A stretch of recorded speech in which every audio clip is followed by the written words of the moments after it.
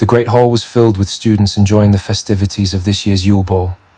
You, however, sat alone at a far table. Your date hadn't shown up, and after what felt like waiting forever, it was painfully obvious he wasn't going to. You'd been stood up. You had considered leaving, but didn't want to draw the attention of your friends who kept glancing over sporadically. Whenever they did, you just forced a smile and watched as they enjoyed themselves on the dance floor. Your eyes scanned the hall, and there he was. Not your date, no. It was Professor Riddle, standing tall, silently observing, his mere presence commanding attention. Most dare not approach him, fearful of crossing him. His reputation of being the dark professor kept most at a distance. At only a few years your senior, he was the youngest professor at Hogwarts. You didn't feel it. But as you went back to watching your friends, his eyes lingered on you. Something about the sight of you sitting alone drew his interest. He simply watched for a moment, his expression unreadable. Then he moved, cutting through the sea of students effortlessly. He stood before you. You should be dancing. His voice was low and laced with that quiet authority he always carried. Not sitting here alone. Oh, you looked up in surprise. You'd been so lost in thought you hadn't even noticed him approach. The sound of his voice jerked you back to reality. Well, I was supposed to have a dancing partner, you admitted, your fingers still playing with the rim of your cup. Despite the disappointment you felt, your voice held a touch of humor. But it seems he had more important things to attend to. An amused glint shone in Tom's dark eyes as he regarded you. He could sense the suppressed frustration beneath your attempt at nonchalance. Ah, he stood you up, he noted, his tone more a statement than a question. He took a step closer, his gaze never leaving yours. And you've been waiting all this time? Well, yeah. You gave a half shrug, trying to downplay the situation even as a bitter taste filled your mouth. I mean, I didn't really have anything better to do. The words left your mouth almost defensively, and you instantly regretted them. The lie was obvious, and you knew he could see it, knew he wouldn't buy it for a second. Despite that, you lifted your chin in a silent challenge, your gaze defiant. Tom chuckled softly, an amused smirk playing at the edge of his lips. The defiant glint in your eyes did not escape his notice. He leaned against the table, arms crossing over his chest as he observed you. You're a terrible liar, he said matter-of-factly, but the amusement never left his gaze. He seemed to savor your stubbornness. You've been hoping he'd show up this whole time. A slow, deliberate exhale escaped him as he straightened, the faint scent of cigarette smoke lingering in the air despite the enchanted ceiling's breeze. His fingers tapped once against the tabletop before extending toward you in a silent command. Come, he murmured, that velvet voice wrapping around the word like smoke. Let me show you what happens to boys who make foolish choices. His smirk deepened as his hand remained suspended between you, waiting. Unless you'd prefer to keep waiting for someone clearly unworthy of your time. The unexpected invitation left you momentarily off balance. You found yourself staring at his hand, your thoughts a swirling mix of surprise and a growing sense of determination. The audacity to offer you a dance after mocking your misfortune, the sheer arrogance, it should have outraged you. Instead, something else flared within you. Determination, yes, but something far more intriguing. Curiosity. With a deep breath, you pushed away the remnants of your disappointment and instead placed your hand in his. A satisfied gleam lit his expression as your hand slid into his grip. His fingers closed securely around yours, almost possessively, as he gently pulled you to your feet. With effortless grace, he led you toward the dance floor, his gaze never leaving you. The moment you stepped into the sea of dancers, he spun you effortlessly into the rhythm, his hands coming to rest on your waist. You were surprised to find he led with a practiced ease. He steered you between other couples effortlessly, each movement fluid and in perfect harmony with the music. In the sea of twirling gowns and spinning lights, he held your gaze, his eyes never leaving you. As the music's tempo picked up, you felt his grip on your waist tighten almost imperceptibly, his touch guiding, possessive. It was as if he were marking his territory. Music swelled around you, the rhythm pulsing through the floorboards as Tom guided you into a sharp turn. His fingers pressed into the small of your back, just enough to make your breath catch, as he pulled you closer than proper decorum allowed. Tell me, he murmured, his lips nearly brushing your ear, do you always let foolish boys dictate your evenings? His breath was warm against your skin, laced with the faintest hint of tobacco. Or will you admit you deserved better from the start? The hand at your waist slid lower, just for an instant before returning to its proper place, a calculated tease, a test of your composure. Around you, the other dancers blurred into insignificance. Your cheeks flushed, more from the unexpected proximity than his teasing words. You opened your mouth, a sharp retort on the tip of your tongue, just as he spun you out and then back, your skirts flaring with a fluid motion. His grip was firm, as though he knew exactly how to keep you off balance, a fact both infuriating and exhilarating. And I suppose you shot back, your voice rising above the music, that you think you'd be a superior alternative? A low, rich chuckle filled the air, Tom's smirk widening at your retort, his gaze never wavering. He pulled you closer, your body nearly flush against his. The proximity left little room for doubt. Superior? He repeated, the word rolling through his smirk with a hint of mock offense. No, I think I'd be a far more enjoyable option. He leaned forward, his breath warm against your ear again.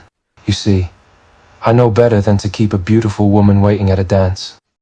You couldn't deny the way his words sent a shiver down your spine, but you quickly suppressed it. Your eyes narrowed at his arrogance, your chin lifting in a subtle act of defiance. You're awfully confident, you countered, your voice taking on a slightly breathless quality. The heat of his body was distracting, the strength of his grip testing your composure. Confidence, Tom replied, twirling you again, the motion almost dizzying. He drew you back with just enough force to make his intent clear. This time, there was no room between you. Every move brought you closer, his hand at your waist pulling you tightly against him. I prefer to call it certainty, he said, his voice dropping to a low, velvety murmur. A certainty that a lovely lady should never be left neglected and unappreciated. He paused, his gaze meeting yours, especially not by a fool. Your breath caught once more, this time less from the dance and more from the way he'd suddenly closed every bit of distance between you. You swallowed hard, trying to regain your composure, but his unwavering confidence was beginning to chip away at the facade. You're assuming I need appreciation, you finally managed, lifting a defiant brow.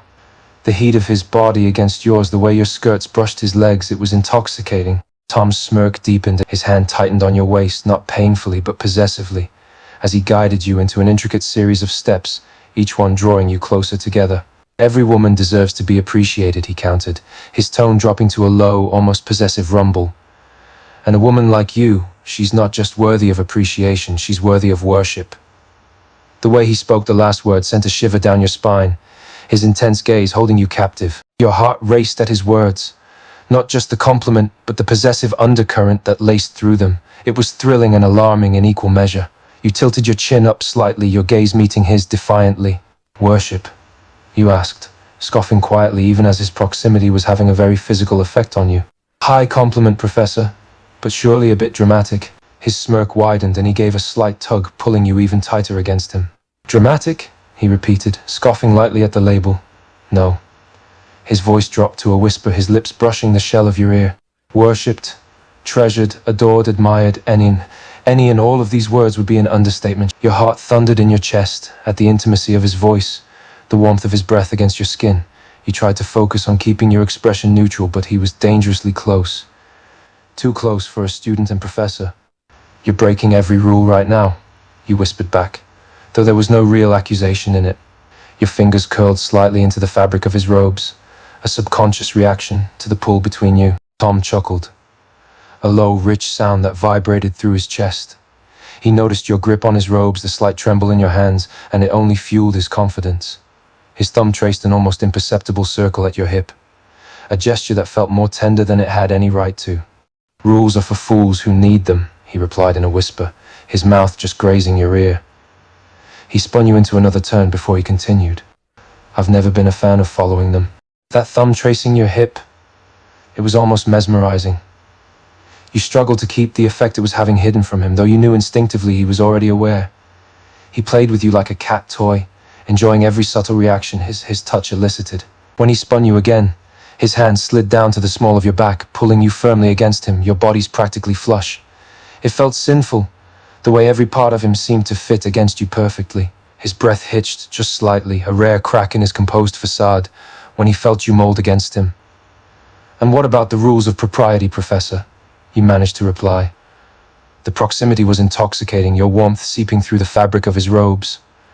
But he masked it swiftly, replacing it with that same maddening smirk. Propriety? He echoed, voice dipping into something darker now. It's overrated. Then he leaned in close enough that his lips nearly brushed your temple as he whispered. You don't truly care for rules either, or you wouldn't be letting me get this close. A quiet gasp passed your lips, more from the heat that shot through you at his touch than the words themselves.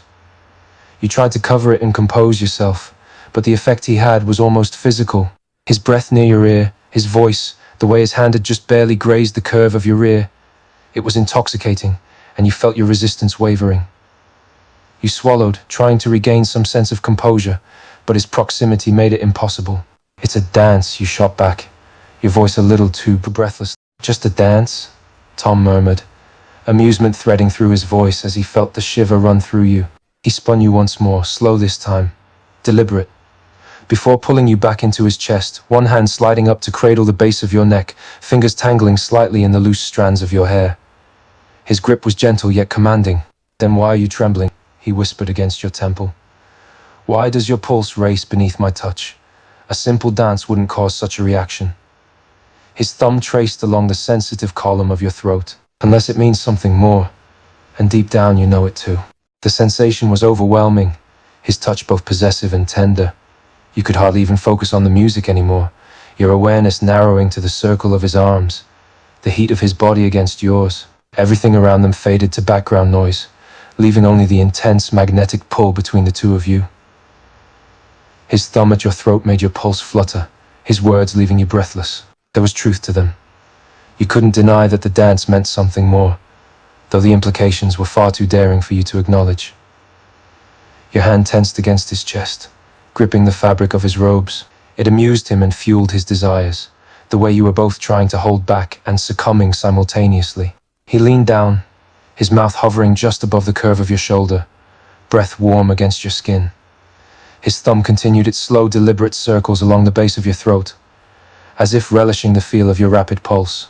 "You can pretend all you like," he whispered, voice dripping with a sinful intimacy. A soft whimper escaped you, the sound more of surrender than of resistance. His proximity, the touch of his hand, the heat of his breath, it was all so maddening. The sound that escaped you nearly shattered Tom's composure. He could feel your resistance crumbling, your body betraying you with its own desires. It was intoxicating, that subtle surrender. You tried to find words, some retort, some attempt to salvage what dignity you had left, but all that came out was a quiet, "We shouldn't." He reveled in the way you leaned into him, your words a desperate protest that lacked conviction. His hand at the base of your neck pulled you closer, the heat between your bodies, like a fire threatening to consume both of you. Tom's lips ghosted over the shell of your ear as he whispered, "And why shouldn't we?" Your mind raced with warnings, professor, rules, danger, but your body was screaming something else entirely. You tilted your head back slightly, just enough to expose more of your neck, a silent offering. "It's forbidden," you protested faintly, though the protest sounded even less convincing now. Your hands moved to grip his shoulders, to hold him back, or perhaps to hold on to him. You weren't certain anymore. "Forbidden?" Tom echoed, lifting his head slightly to capture your gaze, his dark eyes blazing with intensity. A slow, wicked smile curled at the edge of his lips, part amusement, part dangerous promise. "Everything worthwhile always is." He leaned in again, one hand sliding up from your waist to cup the side of your face with surprising tenderness. His thumb traced the curve of your lower lip as he watched you tremble beneath him. "And you feel it too, the pull between us. It's inevitable." His voice dropped to a whisper laced with possession. "We were meant for each other." You couldn't deny there was truth to his words. Every fiber of your being felt it, that magnetic pull that left you both powerless to resist. You did yearn for this, for him, but it was a dangerous thing, dangerous and forbidden. You swallowed hard, trying to gather your thoughts, but the feel of his body against yours was intoxicating, leaving you dizzy. His thumb at your lip felt sinful, a teasing, intimate touch that made your breath hitch. "It's wrong," you whispered, though the conviction to your words was weakening. He chuckled again at your half-hearted protest, sensing your faltering resistance. He angled his body more fully against yours, trapping you between him and the pillar, and the hand that wasn't caressing your face moved to your thigh, his fingers curling into the fabric of your dress. His mouth was at the base of your throat, his teeth just barely grazing the sensitive skin there, a teasing promise. "Is it so wrong?" he murmured, his breath warm against your collarbone. "If every instinct in your body yearns for this." Your breath came in unsteady hitches, every inch of skin that he touched sparking a fire inside you. His words, they were dangerous, enticing and wrong and so tempting. You closed your eyes, fighting the urge to arch into the teasing grays of his teeth. Yes, you whispered, the word more a sigh than a protest. It's wrong and we both know it. We're breaking every rule just being this close. But your hands gripped his shoulders more firmly. You can say it's wrong all you like, he whispered against your skin, the words both a challenge and a promise. But your body betrays your true desires. He was right, and he damn well knew it. Your skin heated everywhere he touched, your pulse pounding out a drumbeat of desire that echoed each time he leaned close. You shouldn't want him, not like this. He was your professor, your teacher. But the way your head tilted to give him more access, the way your breath caught with every press of his lips, God, you wanted more.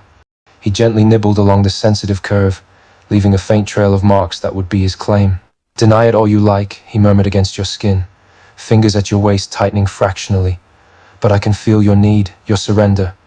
No other man has made you like this, has he? His lips at your pulse point were both a blessing and a curse. No, you choked out. No one has ever. His lips on your throat were maddening, sending tingles straight through you. Hearing your admission, Tom's lips curled into a slight, cruel smirk against your skin. His hands, previously a firm yet possessive hold, slid around to your hips, almost in an embrace. Good, he drawled against your neck. The possessiveness in that single word was an intoxicating sound, more arousing than it ought to be. He gave a slight tug at your hip, forcing you even closer against him. His lips returned to your ear. No other man ever will, either. Your heart skipped a beat at his statement, and at the way he pulled you closer, your bodies practically merged. The possessive edge to his voice should have frightened you, but it had the opposite effect. A part of you thrilled at his possessive claim, as wrong as it was. You bit your lip, suppressing a soft moan as he continued his assault on your sensitive skin. The heat between you was intoxicating, and it was becoming harder to remember all the reasons this was wrong. But we can't, you whispered, the words lacking any conviction. The sound of you holding back a moan nearly wrecked his composure. His self-restraint was wearing thin, his hands gripping your hips a little tighter. You tilted your head back without thinking, exposing more of yourself to him. The rational part of your brain screamed that this was reckless, dangerous, forbidden. And you didn't want it to stop. Your submission, the way you arched your neck offering more of yourself, it only fueled his desire. The rational part of his brain was shouting caution, warning him to pull back before this went too far. But the more primal part was too strong, the need to claim you all-consuming. His lips moved to the soft spot where your neck met your shoulder, tongue darting out to taste you. The quiet moan that escaped you only made his grip tighten, his fingers digging into your hips as he held you impossibly close. The sensation of his tongue on your neck, the way his hands gripped you possessively, it was overwhelming, your body aflame with need. Your thoughts grew hazy, the warnings of consequence almost meaningless compared to the pull of your own desires. His lips at your neck were possessive, demanding, his body pressed so closely you could almost feel his heart pounding. You couldn't think. All you could do was hold on, your fingers curling into the fabric of his robes as your breath came in shaky gasps. Tom, you whispered, the name leaving you in a broken sigh. The sound of your voice, his name whispered so breathlessly, so desperately, shattered the last thread of his restraint. A low groan escaped him, raw and unfiltered, as he pulled you tighter against him, one hand sliding up from your hip to cradle the back of your neck. His lips abandoned your throat and surged upward, capturing yours in a kiss that was anything but gentle. It was possessive, demanding, consuming. His mouth moved over yours with a hunger he could no longer contain, the kiss deepening instantly as his tongue traced the seam of your lips, demanding entry even as his body pressed you into him like you belonged there. Every inch between you vanished. There was no space left for resistance. Around you the music played on, unseen by most, and Tom Riddle claimed what he'd been silently coveting all night. You.